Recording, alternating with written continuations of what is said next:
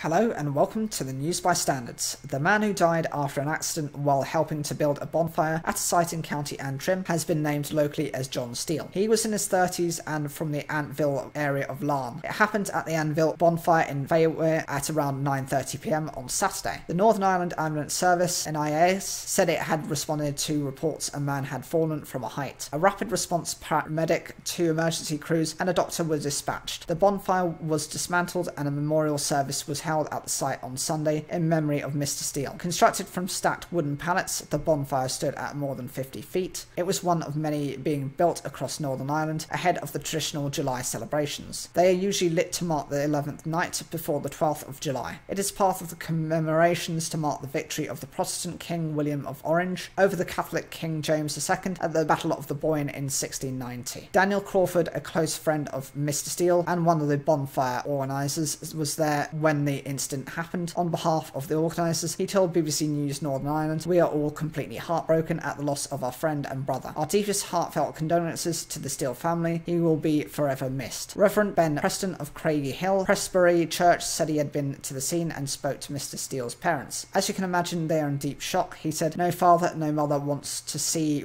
that for their son, for their child. There's a sense of stillness about. I walked to church this morning and we're just numb and in shock." Reverend Preston said it was difficult to see the incident unfold at a bonfire, somewhere where there is a celebration, families and communities gathered. You just don't expect something like this to happen. Democratic Unionist Party DUP MP for the area, Sammy Wilson, who attended the scene on Saturday night, said the community was in shock. "It is incredibly terrible tragedy. This should have been a night for celebration." A young fella who lived in the area, he was a window cleaner in the area, I was told by some people this morning, and had been well known going around the houses from when he was a young boy. His family live within eyesight of the bonfire site. There's a family who is grieving and a community which will feel that hurt as well, because he was known he was doing something which the community were looking forward to, and our thoughts have to be with the family. Alliance Assembly member MLA for East Antrim Stuart Dixon said, "My deepest sympathy goes to his family and friends and the whole community as it reflects on his tragic death," he said on Twitter. UUP MLA John Stewart said the local community would rally round to give the family as much support as possible. The Antville Bonville Facebook page paid tribute to the man as a true Antvillian through and through, born and bred. In a post they said, "A dark cloud has certainly risen over the Antville estate. Today our deepest and sincere condolences are sent from our hearts to his entire family circle at this heartbreaking time. Please give the family their time and privacy at this obviously hard time for them." Inspector Adrian Bryan said police were appealing for witnesses to the tragic accident who were in the area last night.